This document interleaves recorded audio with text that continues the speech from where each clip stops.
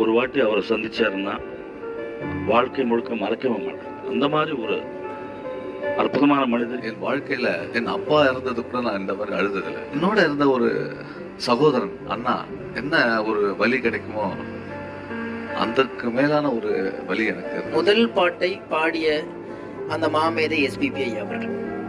பெண்கள் என்ற ஒரு படத்தில் பரத்வாஜியோடைய மியூசிக் டேரக்டரில் மெல்ல மெல்ல விடிந்ததே வண்ண வண்ண விடியலே அவர் பாடி தொடங்கி வைத்த இந்த வாழ்க்கை தான் ஏறத்தாழ இன்றைக்கு 3500 பாடல்களை கடந்திருக்கிறது. மாதிரி நான் தைரியமா பெருமையா சொல்லிக்கிறது. இப்ப என் பேரம் பேத்திக்கிட்ட 2 படத்துல நான் ஹீரோவா நடிச்ச போது எஸ்பிபி எனக்கு டியூட் பாடி இருக்காரு சார். இதை விட என்ன சார் வேணும் எனக்கு?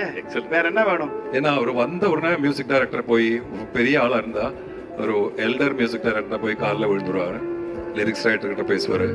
அது முடிஞ்ச உடனே எல்லா மியூசிஷியன்ஸு கிட்டே போய் ஹலோன்னு சொல்லுவாரு. நான் முதல்ல கத்துக்கிட்ட பெரிய விஷயம்.